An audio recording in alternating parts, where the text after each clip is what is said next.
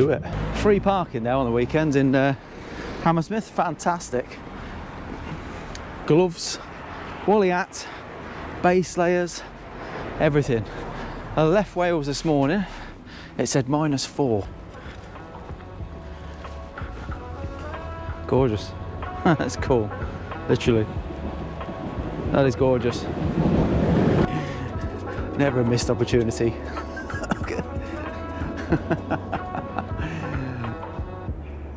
Yeah.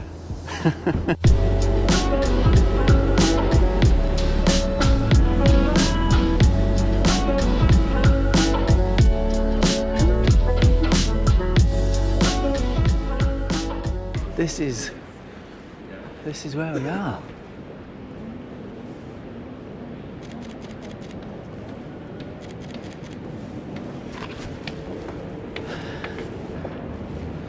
First shot of the day, that. First shot of the day. Right, where are we? We're in the Barbican.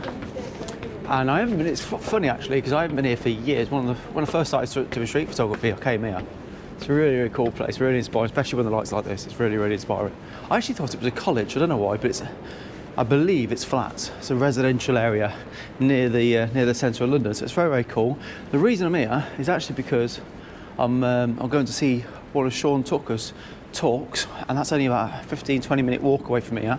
So I thought if I could get here early enough and squeeze a little bit of street photography in on the way down here. And I've made a few. I love this light here, it's breathtaking, the colours and everything.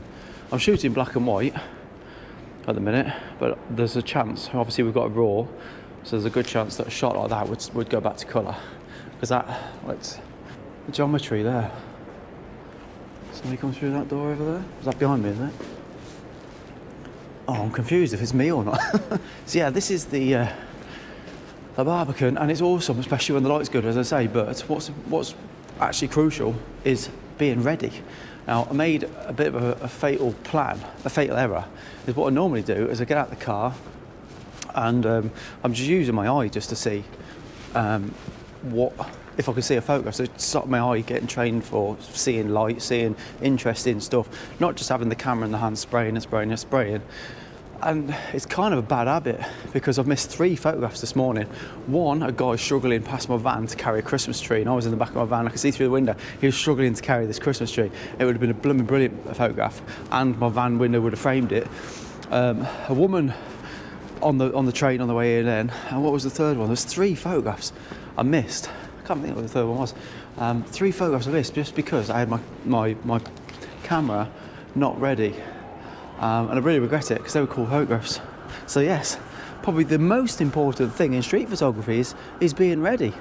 We're walking around with the best camera in the world. If it's in your bag and it's not ready just to go, it's no good, is it? So yes, most important lesson in street photography is definitely having your camera ready and knowing how to use it. So we're going to wander around here because I've only got an hour, if that, before I need to leave to go and see Sean's talk. So we're going to wander around the Barbican, and yeah, I'm going to try and find something different because I've been here twice before and I tend to find the same photograph and I tend to see online the same photograph, so hopefully we'll get something a little bit different today.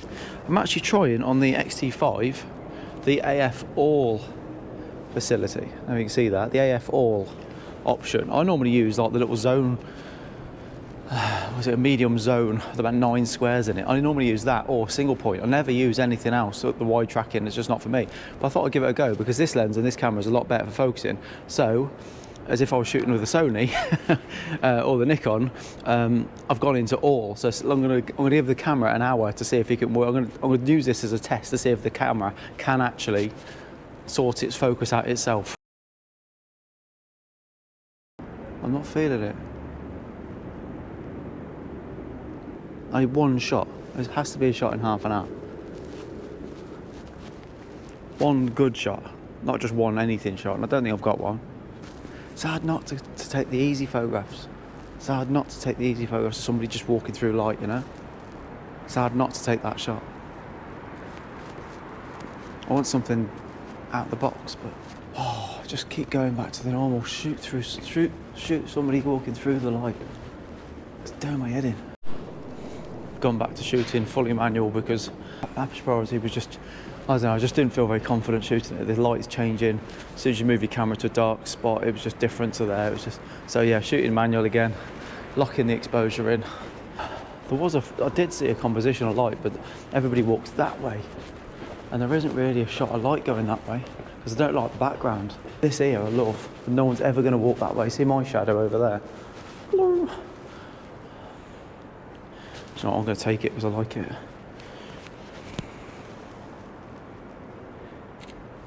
I do like this bookend as well, but I don't know. I'm going to work this location and just get one shot. I can also see them coming that way in that reflection. Is that a reflection or is that the actual thing? Oh no, it's the actual thing, isn't it? It's not a reflection. Oh right, okay. Well, that helps. That's a reflection, that's not, that's real. The tones are amazing, I just can't believe I should be running around here screaming. This is just ridiculous. Just dawned on me, I've got about 15 minutes, so I'm going to leave this shot. I've got a shot through there and there's a pocket of light over on the back of it. So,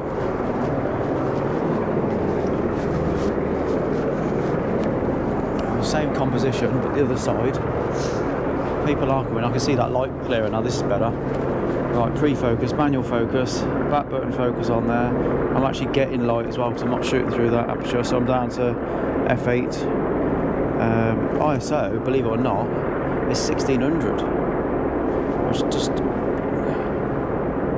just doesn't seem right. So we're going to go underexpose it to 1000, pre-focus on that square, and then just try and balance the composition with the geometrics here. I know there's a shot here, and hopefully somebody will just catch the light there before we have to go. I believe it's that exposure. So yeah, I'm going to work this scene, and I just want them in the top right third. So I'm going to put my cursor in the top right third, which is hard to do with gloves on. And you can't really see the thirds that very clear on this. Hang on a minute. Right, there's the cursor's on the top right third. So I know that if I get my subject where that box is, they're in the top right third, and that includes all this geometry in the bottom. Histogram's not. Let's slow it down a little bit. I've had to use that for ISO and basically put it in TNC mode, which I very rarely do. So because I'm finding the light changing a light tricky, I'm using the back button for shutter speed, and sorry, the back dial for shutter speed, the front dial for ISO. And if you shoot Fuji, that's not really the point of a Fuji camera, but I'm just finding it the only way of shooting at the minute. Let's refocus there, let's make sure we've got that, let's double check that, and work the scene for a minute. I love the geometry, I love the light. Ideally someone, oh no, they're going, oh they might do. They might go into it. No. Oh, her feet catch the light, but not until she's further around than I thought. I thought they would catch the light in that corner there. So this might not work. But at least we're ready. We've learned from our first mistake. Always be ready. We're ready. Freaking ready. I am ready. Yeah, good little tip back. Keep your focal point, even if you're back button focusing or whatever, you're not actually using the focal point to focus because you've already focused, you've already got your focus locked in. If you use the focal point as where you want your subject to be, and use that, I mean, you don't have to use rules of thirds. If it's street photography, it's nonsense if you think that. You don't. But it's easy to balance the composition, especially if you've got time to work a location like this. Because obviously, the geometry, oh, look, the light's gone. Oh, no! Oh, probably got 10 minutes before I've got to go. What time is it? And would you freaking believe it? Guy with the bag walks through. I'm not even chimping, I'm checking my flipping watch and a guy with a bag walks through that light. That space. Oh. I'm not happy. Right, it's knuckle down. I've got a shot. A shot, not as good as the guy with the bag. Not as good as that. Nowhere near as good as that, but I've got a shot.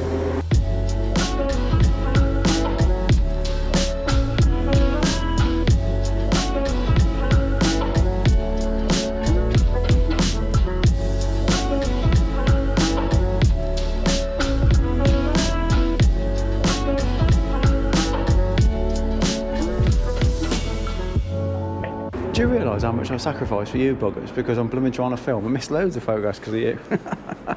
I'm trying to balance everything. I'm trying to get it all right in camera, so my diagonals are right. I'm trying to get my corners right.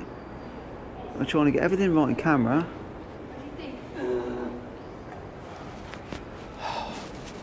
Quit.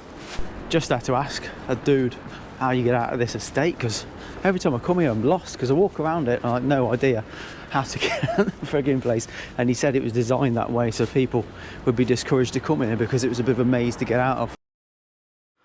Bit of a chaotic video, that one, wasn't it? A bit appalling watching that back. In fact, it was that bad I actually made notes on the video. Very disjointed. I apologise on that one. But a few things need to be addressed, like chimping. I know we all do it. It's just one of our all. We all have this a real problem where we take a photograph and we have to look at the back of the camera or analyse it, and I get it. We all do it. I know why we do it. But it's a real pain in the ass, because obviously if I'm not talking to you guys or checking my phone or something, you're not concentrating on what's around you. And I think it's a real good ability if you can detract yourself from everything else and just be in the zone. So walk around with your camera and just literally concentrate on your street photography. Nothing else. I don't know how I'm going to get around that with YouTube, but see, that's something I need to worry about. Yeah, so I made notes on this video because it was so appalling, but right, a few things I wanted to mention. Now, don't chimp obviously goes in the same vein as being ready. So if it's your camera settings, it's your lens settings, it's knowing which is the right focus mode for whatever you're trying to do, the right shutter speed. So everything is dialed in. You're not feeling like I was an aperture priority when the exposure was changing so much. I just didn't feel like if anything happened cool that the camera's going to be ready for it. So that's why, yeah, and the focus mode. You know, prattling around with the focus mode isn't really a good idea if you're out in the streets and you want to, yeah, I don't know. It's got to be done, but it's choosing the right time to be prattling around with different focus modes. Now, I did actually put a lot of pressure on myself in that video because it was a 1 hour challenge. You guys are watching. I don't want to put out a crap video. I don't want to put out a video with the same type of photograph that you see all the damn time. I know that the cliche shots are nice to get sometimes, but going forward, it's nice to think outside the box, isn't it? And I really do put a lot of pressure on myself. Now, that's a good thing and a bad thing. That pressure's helped me become a better photographer, but it's also meant that I'll have a portfolio down the road that I'm really pleased with, because I'm trying not to be repetitive. And if you went out with a camera every day for 30 days, would you come back with the same images at the end of the 30 days? Would you go through all those images and they will be the same? And I'm trying to get away from that. So the pressure thing is quite ridiculous, but at the same time, there's a reason for it. Now, empty scenes. I took a shot of an empty window, which I think is really important. And I think when you notice empty scenes with no one in it, and I think it's a good document. It's a good opportunity to document. Good idea, should I say, to document those scenes, so that you can make a note of them and think, well, hang on, that light going through that window would be amazing if there's people in there, perhaps a different time of day or whatever it is. But either way, you're still seeing, and you might, you know, if you take a shot like that and then punch in and look around the scene, you might notice something really cool or abstract within that. So it gives you something to look forward to and going back and have a look again. I don't think I take enough empty scenes at all. Own camera settings, that comes, I've already mentioned that's in being ready. So I didn't feel like watching my video. I didn't feel like I actually had full control of my camera settings. I felt like I was unsettled, and yeah, I think nerves were getting the better of me. And it's not like me, because I normally shoot manual anyway, but it's with street photography, aperture priority is kind of taking over, and I shouldn't really be doing it. Anyway, Sean's talk. Let's talk about Sean's talk. That was amazing. The photo book cafe where I forgot what it's called then. The photo book cafe where the event was absolutely fantastic. If you've not been to that part of London and that location, I can't recommend it enough. The people were amazing, everything was fantastic. So go and check them out. I'll put a link in the description. I managed to pick up Sean's new book. Now, this was what basically the whole thing was about, Meaning in the Making. So that's Sean's new book. It's absolutely fantastic.